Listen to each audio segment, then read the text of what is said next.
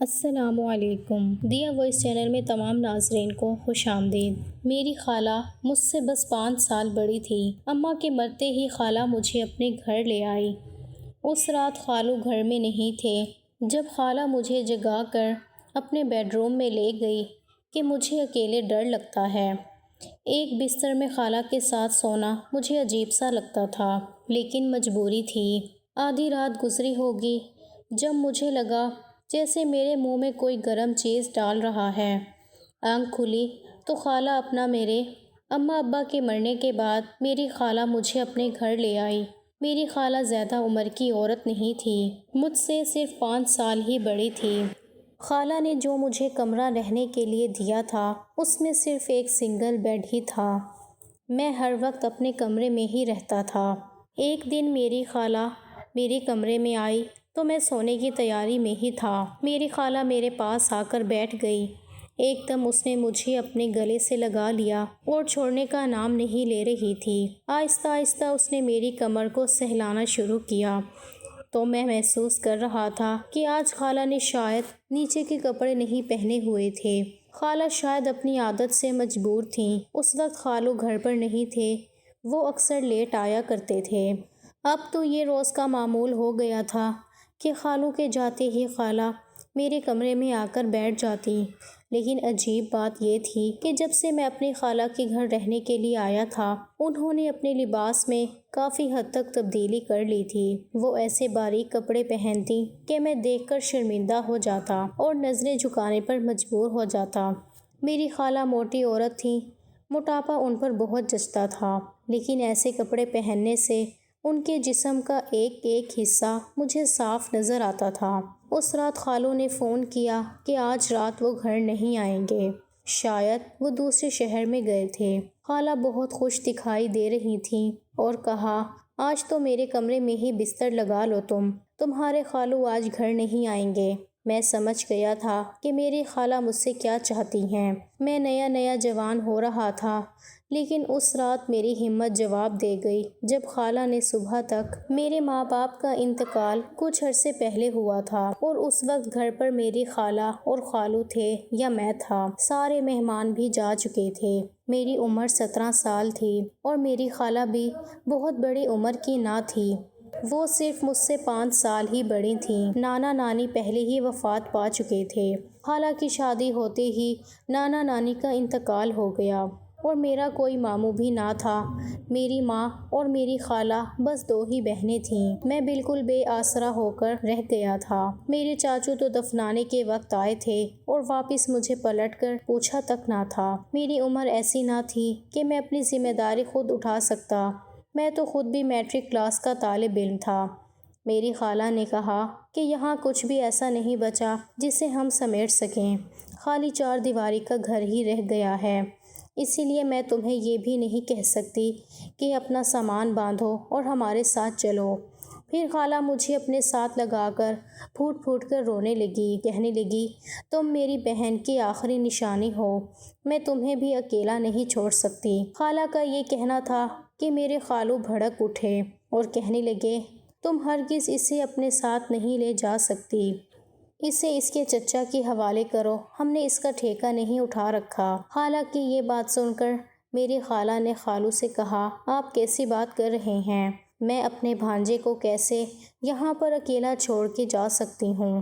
وہ کہنے لگے میں کچھ نہیں جانتا، لیکن میں اسے اپنے گھر میں بالکل بھی نہیں رکھوں گا، اس کے ددیال کا حق بنتا ہے کہ وہ اس کی کفالت کریں۔ یہ سننا تھا کہ مجھے اپنی بے بسی پر اور زیادہ رونا آنے لگا۔ میری زندگی کا فیصلہ اب دوسرے کر رہے تھے۔ خالہ نے خالو کے سامنے ہاتھ جوڑ دیے اور کہنے لگی سہیل خدا کے لیے یہ ظلم نہ کریں، وہ پہلے ہی بہت بڑے صدمے سے گزر رہا ہے، میں آپ سے وعدہ کرتی ہوں کہ اس کی وجہ سے آپ کو کبھی بھی کوئی مشکل پیش نہیں آئے گی۔ خالو کہنے لگے کہ تم نہیں جانتی میرا کاروبار مناسب ہے، میں بامشکل ہی اپنے گھر کا خرچہ چلا رہا ہوں، تمہارے بھانجے کی ذمہ داری نہیں لے سکتا۔ میری خالہ کہنے لگی ہم یہ گھر کرائے پر تو چڑھا دیں گے، اس کی مرمت بھی کروا دیں گے اور بھائی صاحب کی دکان جو ہے اسے بھی کرائے پر چڑھا دیں گے، اور جو کچھ کرایہ آئے گا اس سے نعمان کا خرچہ پورا ہو جائے گا اور وہ آپ پر بوجھ نہیں ہوگا۔ جیسے ہی بڑا ہوگا تو اپنے کاروبار کو سنبھال لے گا، بس کچھ سالوں کی تو بات ہے۔ یہ بات سن کر خالو خاموش ہو گئے، لیکن ان کے چہرے پر ناگواری کے تاثرات ابھی بھی ویسے کے ویسے ہی تھے۔ میں خالہ کے ساتھ ان کے گھر چلا گیا۔ ان کا گھر 3 کمروں پر مشتمل تھا۔ اس میں سے ایک کمرہ خالہ نے مجھے دے دیا، جو کہ بہت ہی چھوٹا تھا، جس میں صرف سنگل بیڈ ہی موجود تھا اور الماری تھی۔ خالو نے میرا گھر اور دکان دونوں کرائے پر چڑھا دیے، حالانکہ مجھے کپڑے بھی دلا دیے تھے، اسکول میں بھی داخل کروا دیا، لیکن میں بہت ہی چپ سا رہنے لگا تھا۔ نہ میرا پڑھائی میں دل لگتا اور نہ ہی کسی اور چیز میں۔ ہر وقت مجھے اپنے ماں باپ کی یاد آتی رہتی۔ ایک بار میرے کمرے میں میری خالہ آئی اور مجھے یوں روتا دیکھ کر اپنے ساتھ لگا لیا، تسلی دینے لگی کہ تم فکر مت کرو، آہستہ آہستہ تمہارا یہ غم بھی بھر جائے گا۔ یہ کہتے ہوئے خالہ نے میری کمر پر ہاتھ سے سہلانا شروع کر دیا۔ پتہ نہیں کیوں، لیکن مجھے اپنے پورے وجود میں ایک سنسنی دوڑتی ہوئی محسوس ہوئی، لیکن میں بری طرح سے گھبرا گیا تھا۔ اس وقت خالہ نے مجھے اپنے گلے سے لگائے رکھا تھا اور میری کمر پر بے خودی سے ان کی انگلیاں سفر کر رہی تھیں۔ میرے دل کی دھڑکنیں عجیب انداز سے تیز ہو رہی تھیں۔ میں فوراً سے ان سے پیچھے ہٹ گیا۔ میری یوں ایک دم پیچھے ہٹنے پر میری خالہ مجھ سے نظریں چرانے لگیں، پھر میرے دونوں ہاتھ پکڑ لیے، میرا جلا ہوا بازو دیکھنے لگیں، کہنے لگیں کہ کتنا گہرا زخم ہے، لاؤ میں دوا لگا دیتی ہوں۔ لیکن مجھے اپنی خالہ کا انداز پتہ نہیں کیوں بہت عجیب و غریب سا لگ رہا تھا۔ مجھے کچھ نہیں لگ رہا تھا۔ میں نے اپنا ہاتھ ان کے ہاتھ سے چھڑوا لیا۔ میں نے کہا، نہیں، میں خود لگا لوں گا۔ لیکن اس کے بعد تو جیسے یہ سلسلہ چل ہی نکلا تھا۔ صبح سویرے خالہ گھر کے سارے کام نپٹا کر میرے پاس آ کر بیٹھ جاتی، مجھے تسلی دینے کے بہانے کبھی میرا کندھا سہلانے لگتی، کبھی میری کمر سہلانے لگتی۔ میں ان کا ہاتھ پیچھے کر دیتا۔ ایک بار میں نے غصے سے کہا کہ خالہ، میں ٹھیک ہوں، جو ہو چکا ہے میں اس بات کو تسلیم کر چکا ہوں، میں پڑھنا چاہتا ہوں، پلیز آپ میرے کمرے سے باہر نکل جائیں۔ میرے بگڑے ہوئے رویے کو دیکھ کر وہ فوراً کمرے سے باہر چلی گئیں، کہنے لگیں، میں تمہارے لیے رات کو نہاری بنا دوں گی، تمہیں پسند ہے نا، شوق سے کھاتے ہو نا۔ لیکن میں نے نفی میں سر ہلا دیا۔ میں نے کہا، نہیں، آپ خالو کی حیثیت دیکھ کر ہی کھانا بنائیں، جو پکے گا میں کھا لوں گا۔ مجھے اچھی طرح سے اندازہ ہو گیا ہے کہ میرے ماں باپ حیات نہیں ہیں اور فرمائش صرف ماں باپ سے ہی کی جاتی ہے۔ آپ لوگوں کا یہی احسان بہت ہے کہ مجھے اپنے گھر پر رکھا ہے۔ خالہ کہنے لگی، تم میرے سب سے زیادہ قریب ہو اور اپنے ہوش میں تو ہو، میں تمہیں کیسے اکیلا چھوڑ سکتی ہوں، میں تمہارے لیے نہاری بنا دیتی ہوں۔ یہ کہہ کر وہ کمرے سے باہر چلی گئیں۔ رات کو خالو جب گھر میں آئے، نہاری دیکھی تو خالہ سے کہنے لگے، میں نے تم سے کہا بھی ہے کہ میرے حالات کے ساتھ سمجھوتا کرنا سیکھو، لیکن تم ہو کہ باز نہیں آتی، کیا ضرورت ہے یہ سب بنانے کی۔ میں ابھی پلیٹ میں نہاری ڈالنے لگا تھا کہ خالو کی بات نے جیسے میری بھوک ہی مٹا کر رکھ دی تھی۔ میں مجبوراً اس گھر میں رہ رہا تھا، ورنہ جس قسم کا رویہ میرے خالو کا تھا، میرا دل نہیں چاہتا تھا کہ ان کے ساتھ بیٹھ کر کھانا بھی کھاؤں۔ خالہ نے جب دیکھا میں نے اپنی پلیٹ میں نہاری نہیں ڈالی بلکہ واپس رکھ دی تو وہ کہنے لگی، نعمان کھانا کھاؤ۔ پھر میرے خالو سے کہنے لگی کہ یہ میں نے آپ کے پیسوں سے نہیں بنائی، جو کرایہ نعمان کے گھر اور دکان سے آتا ہے ان پیسوں سے بنائی ہے۔ یہ کہنا تھا کہ میرے خالو بھڑکنے لگے، اب تم اس طرح کے حساب کتاب رکھو گی تو ٹھیک ہے، پھر یہ تمہارے بھانجے کے پیسوں کی بنی ہے تو پھر میں کیوں کھاؤں۔ یہ کہہ کر وہ فوراً کھڑے ہو گئے۔ خالہ کہنے لگی، آپ تماشا کیوں بنا رہے ہیں؟ سہیل، میں نے کیا آپ سے کہا کہ آپ کھانا نہیں کھا سکتے؟ آپ نے پیسوں کا بولا تھا، میں نے بتا دیا۔ لیکن خالو وہاں رکے نہیں، اپنے کمرے میں چلے گئے۔ میرا دل بھی کھانے سے بیزار ہو چکا تھا۔ میں بھی اٹھنے لگا تو خالہ نے میرا ہاتھ پکڑ لیا، کہنے لگی، ان کا تو روز کا تماشا ہے، تم بیٹھو ادھر، تمہارے لیے تو میں نے نہاری بنائی ہے۔ یہ کہہ کر خالہ نے نہاری روٹی سے لگا کر میرے منہ کے قریب کر دی۔ نادل کرتے ہوئے بھی میں نے وہ کھا لی۔ پھر میں اپنی پلیٹ میں نہاری ڈالنے لگا تو خالہ کہنے لگی کہ آج میں تمہیں اپنے ہاتھ سے کھلاتی ہوں۔ یہ کہہ کر وہ مجھے اپنے ہاتھ سے کھانا کھلانے لگیں، لیکن جو بات مجھے بری لگی وہ یہ تھی کہ وہ ایک لقمہ میرے منہ میں ڈالتی اور دوسرا اپنے منہ میں، اور مسلسل ٹکٹکی باندھے مجھے دیکھے جا رہی تھیں۔ مجھے ان کی نظروں سے عجیب سی الجھن ہو رہی تھی، حالانکہ وہ میری خالہ تھی، لیکن پھر بھی اچانک کیوں میری سوچ ان کے رویے کو دیکھ کر بھٹکنے لگی تھی۔ ایک بار مجھ سے کہنے لگی کہ تم اپنی عمر سے بہت بڑے لگتے ہو، بالکل رشید بھائی کا ہی نقشہ پایا ہے تم نے۔ رشید میرے والد کا نام تھا، اور یہ بھی کہا کہ میری شکل و صورت اپنے باپ سے بہت ملتی ہے اور دیکھنے میں بھی ان کی طرح لگتا ہوں۔ میری عمر 17 سال کے بجائے 22 سال کی لگتی ہے۔ اپنی جماعت میں سب سے زیادہ قد کاٹ اور خوبصورت بھی میں تھا۔ میری خالہ دیکھنے میں خوبصورت تھی، لیکن خالو عام شکل و صورت کے مالک تھے۔ خالو بہت تیز تھے اور خالہ کی کوئی اولاد بھی نہ تھی۔ خالہ کی شادی کو 9 سال گزر چکے تھے۔ شاید یہی وجہ تھی کہ ان کے گھر میں ہر وقت کشیدگی کا ماحول رہتا تھا۔ خالو جب گھر پر آتے تو بات بات پر خالہ سے لڑنے اور جھگڑنے لگتے۔ ایک بار میں نہا کر باہر آیا، تولیے سے اپنے بال خشک کر رہا تھا، اسی وقت خالہ ناشتے کا پوچھنے کے لیے اندر آ گئیں۔ میں اسکول کے لیے تیار ہو رہا تھا۔ مجھے دیکھ کر کہنے لگی کہ ناشتے میں کیا کھاؤ گے؟ میں نے کہا خالہ جو آپ روز بناتی ہیں وہی ٹھیک ہے۔ یہ کہہ کر میں نے تولیہ اپنے سر پر پونچھنا شروع کیا۔ میرے بال ابھی گیلے ہی تھے کہ میں نے تولیہ بیڈ پر رکھ دیا اور کنگھا کرنے لگا، کیونکہ اسکول سے مجھے دیر ہو رہی تھی۔ وہ کہنے لگی تمہیں اپنی کوئی بھی پرواہ نہیں ہے۔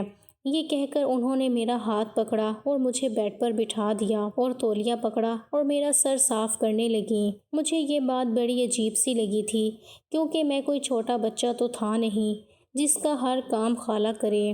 ابھی میں انہیں روک ہی رہا تھا، ایک دم کمرے کا دروازہ کھلا اور سامنے خالو کھڑے تھے۔ یہ سب دیکھ کر تو ان کی آنکھیں سرخ ہو گئیں، شاید انہیں یہ بات اچھی نہیں لگ رہی تھی۔ خالو چلا کر کہنے لگے تمہیں بس اسی کی فکر ہے، باہر آؤ اور مجھے ناشتہ دو، مجھے دیر ہو رہی ہے۔ یہ کہہ کر وہ چلے گئے۔ میں نے خالہ سے کہا کہ میں سر خود بھی صاف کر سکتا ہوں، آپ جائیں، جا کر خالو کو ناشتہ دیں۔ میں نے تولیہ ان کے ہاتھ سے کھینچ کے بیڈ پر پھینک دیا اور اپنے بال بنا کر بیگ اٹھایا اور بنا ناشتہ کیے ہی باہر جانے لگا، لیکن گیٹ پر پہنچتے ہی میرے قدم جیسے رک گئے، کیونکہ خالو خالہ سے لڑ رہے تھے۔ وہ کہنے لگے تم اندھی ہو گئی ہو کیا؟ کوئی نعمان چھوٹا بچہ نہیں ہے جس کے کمرے میں تم بے دھڑک چلی جاتی ہو، اور وہ جوان جہان لڑکا ہے اور تم منہ اٹھا کر اس کے وہ کام کرتی ہو جو آج تک تم نے میرے بھی نہیں کیے۔ اس کے بعد خالو نے ایک ایسا راز بتایا کہ میرے قدم وہیں جم گئے۔ کچھ دیر تو میں سوجھ بوجھ سے غافل ہو گیا تھا۔ بڑی عجیب سی حقیقت تھی جو میں نے سنی تھی۔ بہرحال میں فوراً گیٹ سے باہر نکل گیا۔ میرے قدم تو سکول کی جانب بڑھ رہے تھے، لیکن میرا دماغ کچھ اور ہی سوچ رہا تھا۔ مجھے سمجھ نہیں آ رہی تھی کہ یہ سب کیا ہے۔ پھر مجھے لگا کہ شاید خالو جھوٹ بول رہے ہیں، جو وہ سوچ رہے ہیں ایسا کچھ بھی نہیں ہوگا، شاید وہ غصے میں یہ سب کہہ رہے ہیں۔ بہرحال پورا دن اسکول میں غائب دماغی سے کلاس اٹینڈ کرتا رہا۔ گھر آ کر پھر میں نے اس بات پر غور سے سوچا، پھر یہ فیصلہ کیا کہ مجھے جلد از جلد اپنے پیروں پر کھڑا ہو جانا چاہیے اور یہاں سے نکل جانا چاہیے۔ لیکن اس کے بعد جو کچھ میرے ساتھ ہوا، اس نے تو میرے پیروں کے نیچے سے زمین ہی نکال کے رکھ دی تھی۔ رات کو ہر روز مجھے خالہ دودھ کے ساتھ بادام کھانے کے لیے دیتی اور کہتی یہ کھا کر سویا کرو، تمہارا دماغ تیز ہوگا۔ میں روز ہی وہ بادام کھا کر دودھ پی لیتا اور اس کے بعد بڑی گہری نیند سو جاتا۔ صبح سویرے تر و تازہ ہونے کی بجائے میں اور بھی زیادہ خود کو اندر بوجھل محسوس کرتا۔ لیکن جب میں نے دودھ پینے سے انکار کیا تو خالہ مجھے ڈانٹنے لگتی، کہنے لگتی کہ یہ مت سمجھو کہ تمہارے خالو کے پیسوں کا ہے، یہ تمہارے والد کے گھر اور دکان کے کرائے سے میں نے منگوایا ہے تاکہ تمہاری صحت بھی خراب نہ ہو۔ میں نے کہا میرا دل نہیں چاہ رہا، لیکن انہوں نے تو میرے کندھے پر بازو کو پھیلا کر دودھ کا گلاس میرے منہ کے قریب کر دیا۔ کہنے لگی چلو شاباش پیو اسے۔ پتہ نہیں کیوں خالہ میرے ہر وقت قریب ہونے کی کوشش کرتی رہتی، مجبوراً ہی مجھے وہ دودھ کا گلاس پینا پڑا۔ میرے پیپرز ہونے والے تھے، اس لیے میں نے سوچا کہ رات کو جاگ کر پڑھوں۔ خالہ کمرے سے جا چکی تھیں۔ میں نے کمرے کا دروازہ بند کیا اور اپنی کتابیں کھول کر بیٹھ گیا، لیکن مجھے یہ محسوس ہوا جیسے مجھ پر غنودگی کی طاری ہو رہی ہے۔ میں سونا نہیں چاہتا تھا، مجھے پڑھنا تھا، لیکن میری آنکھیں تو یوں تھیں جیسے میرے اختیار میں نہ تھیں۔ دیکھتے ہی دیکھتے میں گہری نیند میں جا چکا تھا، اور پھر رات کے کسی پہر میری آنکھ کھلی۔ مجھے عجیب و غریب محسوس ہو رہا تھا، لیکن شاید اس کیفیت کو لفظ نہیں دے پا رہا تھا۔ لیکن میں بہت گہری نیند میں تھا، اتنی گہری نیند مجھے احساس تو ہو رہا تھا جیسے کوئی عجیب سی آواز مجھے آ رہی ہے، دبی دبی تھی، شاید بلیوں کی تھی یا کسی عورت کی، مجھے سمجھ نہ آئی۔ گہری نیند کی وجہ سے میری آنکھیں کھلنے سے قاصر تھیں۔ میرا دماغ سن ہونے لگا۔ جب میں صبح اٹھا تو میرا جسم بے حد بوجھل تھا۔ میں اٹھ کر بیٹھا، مجھے لگا میری کتابیں بکھری پڑی ہیں، کیونکہ میں اپنے کورس کی کتاب پڑھتے پڑھتے ہی گہری نیند میں گیا تھا، لیکن بیڈ پر کوئی کتاب نہ تھی۔ دوسری بات جس نے مجھے حیرت میں مبتلا کیا وہ یہ تھی کہ بیڈ کی چادر دوسری جانب سے بکھری ہوئی تھی۔ میں نے اپنا گھومتا ہوا سر پکڑا جو ابھی بھی نیند کی غنودگی میں تھا۔ واش روم جا کر ٹھنڈے پانی سے میں نے منہ پر چھینٹے مارے، پھر جا کر میرا دماغ کچھ کام کرنے لگا تھا۔ میں کمرے میں واپس آیا تو دیکھا بیڈ پر ایک سونے کا ٹاپس پڑا ہے جو کہ کسی خاتون کا تھا۔ یہ دیکھ کر مجھے بڑی حیرت ہوئی تھی، بھلا میرے کمرے میں ایک خاتون کا ٹاپس کیسے آ سکتا ہے؟ میں نے وہ ٹاپس پکڑا اور میں اسی کے بارے میں سوچ رہا تھا جب کمرے کا دروازہ کھلا اور تیز قدموں سے خالہ اندر آئیں۔ میں نے اپنی مٹھی میں ٹاپس دبوچ لیا۔ میں نے کہا، جی خالہ کہیے۔ وہ بے حد پریشان تھی، لیکن گیلے بالوں سے لگ رہا تھا کہ ابھی نہا کر آئی ہیں۔ کہنے لگی، کچھ نہیں، ویسے ہی تمہارے کمرے کی چادر ٹھیک کرنے آئی تھی۔ میں نے کہا، رہنے دیں، میں خود ٹھیک کر لوں گا۔ وہ کہنے لگی، نہیں نہیں، میں کر دیتی ہوں، تم کیوں کام کرو گے؟ میں نے کہا، خالہ رات کو میں پڑھتے پڑھتے سو گیا تھا، میری کتابیں یہی بکھری پڑی تھیں، لیکن صبح تک تو سب کچھ سمیٹا ہوا تھا۔ کہنے لگی، ہاں میں تمہارے کمرے میں آئی تھی، تم بے خبر سو رہے تھے، اس لیے میں نے کتابیں اٹھا کے ٹیبل پہ رکھ دیں۔ میں نے اس کے بعد کوئی بھی سوال نہ کیا، لیکن میرے دماغ میں عجیب سی سوچیں گھوم رہی تھیں۔ لیکن پھر اچانک سے میری نظر اپنی خالہ کے کان کی طرف گئی تو میرے ہوش اڑ گئے۔ ان کے ایک کان میں ٹاپس نہیں تھا اور دوسرے میں تھا۔ میں نے کہا، خالہ آپ کا ٹاپس کدھر گیا؟ یہ کہنا تھا تو انہوں نے فوراً سے اپنے کان کو دیکھا۔ کہنے لگی، پتہ نہیں کہیں گر گیا ہوگا یا یہی ہوگا، کہاں جائے گا؟ میرے گھر کون سے کوئی کام کرنے آتی ہے جو چوری کر کے لے جائے گی؟ میں نے اپنی ہتھیلی ان کے آگے کر دی۔ کھول کر دیکھا، ان کا ٹاپس موجود تھا۔ یہ دیکھ کر وہ مجھ سے نظریں چرانے لگیں۔ عجیب بات یہ تھی، خالہ نے مجھ سے کچھ نہیں پوچھا کہ یہ ٹاپس تمہیں کہاں سے ملا، کہاں سے آیا میرے پاس۔ وہ ٹاپس لے کر کمرے سے باہر چلی گئیں، لیکن میرا دماغ گھوم کر رہ گیا تھا۔ یہ سب کیا تھا؟ اس کے بعد سے میں نے اپنی خالہ سے اور بھی زیادہ کترانا شروع کر دیا۔ 1 مہینہ ہی گزرا تھا اس بات کو کہ خالہ کی طبیعت خراب ہونے لگی۔ انہیں کچھ بھی کھایا پیا ہضم نہیں ہو رہا تھا، اب تو ان سے کام بھی نہیں ہوتا تھا، پورا دن سوئی رہتی۔ خالو الگ جان کا عذاب بن کر بیٹھ گئے تھے۔ کہنے لگے، تمہیں پتہ ہے نا، تم بیمار ہوتی ہو تو میرا گھر الٹا پڑ جاتا ہے، چلو میرے ساتھ، تمہیں ڈاکٹر کے پاس لے جاتا ہوں۔ لیکن خالہ کہنے لگی کہ وہ ڈاکٹر کے پاس نہیں جائیں گی، وہ گھر کے ٹوٹکوں سے ہی ٹھیک ہو جائیں گی۔ لیکن 3 دن گزر گئے تھے، خالہ کی حالت ابھی بھی خراب تھی۔ میں نے کہا، خالہ میں آپ کو ہسپتال لے جاتا ہوں، لیکن وہ انکار کرنے لگیں۔ لیکن جب ان کی طبیعت میں کوئی بھی سدھار پیدا نہ ہوا تو پھر خالو انہیں زبردستی اپنے ساتھ ڈاکٹر کے پاس لے گئے۔ لیکن جب واپس آئے تو خالو آگ بگولا ہو رہے تھے، صحن میں ہی خالہ سے لڑنا شروع ہو گئے۔ کہنے لگے، مجھے بتا کہ تو نے یہ گناہ کب کیا؟ تم کیسے میرے ساتھ یہ سب کر سکتی ہو؟ مجھے سمجھ نہیں آ رہی تھی خالو انہیں کیوں ڈانٹ رہے ہیں۔ خالہ پہلے ہی اپنی خراب طبیعت کی وجہ سے پھیکی پڑ چکی تھیں، لیکن اس وقت ان کی طبیعت اور بھی خراب ہو گئی تھی۔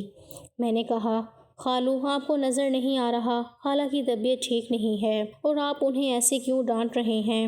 میری بات سننی تھی کہ انہوں نے میرے منہ پر ایک زوردار تمانچہ دے مارا۔ پھر وہ کہنے لگے، سارے فساد کی جڑ تو ہے، بغیرت، تجھے شرم نہیں آتی اپنی خالہ کے ساتھ منہ کالا کرتے ہوئے؟ یہ سننا تھا، میرے تو ہوش اڑ گئے۔ میں نے کہا، یہ آپ کیا کہہ رہے ہیں؟ وہ کہنے لگے کہ یہ حاملہ ہے۔ یہ سننا تھا کہ میں چپ ہو گیا۔ میں نے کہا، یہ آپ کی بیوی ہے، اگر وہ امید سے ہو گئی ہیں تو آپ کو تو خوش ہونا چاہیے۔ کئی سال سے آپ بے اولاد ہو، اور اب اگر اللہ نے آپ کو اولاد کی نعمت سے نواز دیا تو بجائے آپ شکر ادا کرنے کے اور خوش ہونے کے، آپ الٹا الزام لگا رہے ہیں، اور وہ بھی مجھ پر۔ آپ ہوش میں تو ہیں؟ یہ میری خالہ لگتی ہے، میری ماں کی بہن ہے، میں کیسے کوئی گناہ کر سکتا ہوں؟ یہ تو میرے لیے بالکل ماں جیسی ہے۔ میرا یہ کہنا تھا کہ خالو کہنے لگے، میں ایک بانجھ مرد ہوں، اولاد پیدا نہیں کر سکتا، اور یہ تمہاری سگی خالہ نہیں ہے، نہ ہی تمہاری ماں کی سگی بہن ہے۔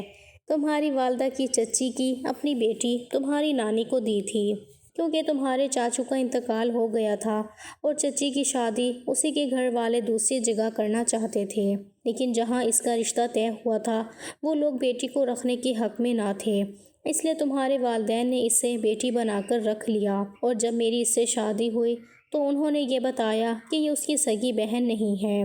اس حساب سے یہ تمہاری خالہ نہیں ہے۔ جو کچھ تم دونوں نے کیا ہے، میں کبھی بھی اس عورت کو اپنے ساتھ نہیں رکھ سکتا۔ مجھے تو لگ رہا تھا کہ کسی نے میرے سر پر کوئی بم پھوڑ دیا ہو۔ یہی بات اس وقت خالو نے میری خالہ سے کی تھی، جب اس دن میں اسکول جانے لگا تھا، اور یہ بات سن کر میں وہیں رک گیا تھا، لیکن میں نے اس بات کو اتنا سنجیدگی سے نہیں لیا۔ مجھے لگا تھا کہ خالو یہ سب غصے میں کہہ رہے ہیں، حقیقت یہ نہیں ہو سکتی۔ میں تو ابھی انہی سوچوں سے باہر نہیں نکلا تھا جب خالہ کو ایک طلاق دینے لگے اور کہنے لگے کہ نکلو یہاں سے باہر۔ خالو نے ہم دونوں کو دھکے مار کے نکال دیا۔ خالہ روئے جا رہی تھی۔ وہ وقت ایسا نہ تھا کہ میں ان سے کوئی سوال جواب کرتا، اس لیے میں انہیں اپنے گھر لے آیا۔ وہاں کے کرایہ داروں کو بھی 2 دن کا وقت دیا کہ وہ گھر خالی کر دیں۔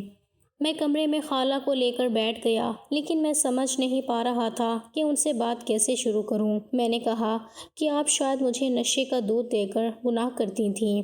یہ سب کیا کر دیا؟ کیوں کیا؟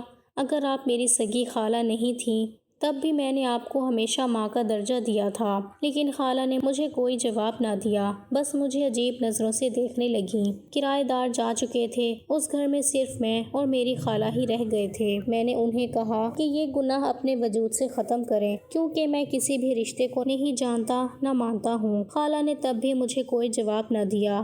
9 ماہ کا وقت ایسے ہی گزر گیا تھا، لیکن جیسے ان کے گھر میں بیٹی پیدا ہوئی، انہوں نے اس کا DNA ٹیسٹ کروایا، جو کہ اس کے شوہر کے ساتھ میچ تھا۔ پھر اس نے مجھے ساری حقیقت بتائی۔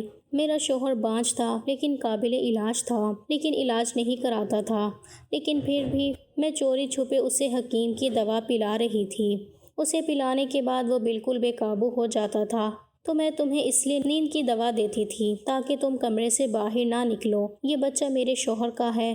اگر میں پہلے اسے یقین دلاتی تو میری ایک بات نہ سنتا، اسی لیے میں نے اسے پہلے ہی پیغام بھجوا دیا تھا کہ یہ تمہاری بچی ہے، تم اس کا DNA ٹیسٹ کروا لو۔ اگر یہ بچہ تمہارا نہ ہوا تو مجھے بے شک اسی وقت طلاق دے دینا، اور اگر یہ بچہ تمہارا ہوا تو پھر مجھے اپنا لینا۔ اور طلاق دیتے وقت بھی اس نے مجھ سے کہا کہ اگر یہ بچہ اس کا نہیں ہے تو اس نے مجھے طلاق دی۔ اب جبکہ یہ بچہ اس کا ہے تو پھر مجھے طلاق نہیں ہوئی، کیونکہ اس نے شرط رکھی تھی۔ مجھے یاد آنے لگا، واقعی خالو نے یہی الفاظ ادا کیے تھے کہ وہ اس صورت میں میری خالہ کو طلاق دیں گے کہ اگر یہ اولاد ان کی نہ ہوئی تو خالہ کو طلاق ہوئی۔ جبکہ یہ بات ثابت ہو چکی تھی تو خالہ کو لینے آ رہے تھے، لیکن میں نے جانے سے انکار کر دیا۔ میں نے کہا، میں اپنے گھر میں اکیلا رہ سکتا ہوں، اپنے باپ کی دکان بھی سنبھال لوں گا، لیکن میں نہیں چاہتا کہ میری وجہ سے آپ کی زندگی کسی آزمائش میں پڑ جائے۔ خالہ کہنے لگی کہ تمہیں اگر یہ لگتا ہے کہ میں نے تمہارے ساتھ کچھ غلط کیا تو ایسا کچھ نہیں ہے، میں بھی تمہیں بیٹے کی طرح سمجھتی تھی، اور اس دن جو ٹاپس میرا گرا تھا وہ شاید تمہاری کتابیں اٹھاتے وقت گر گیا ہوگا۔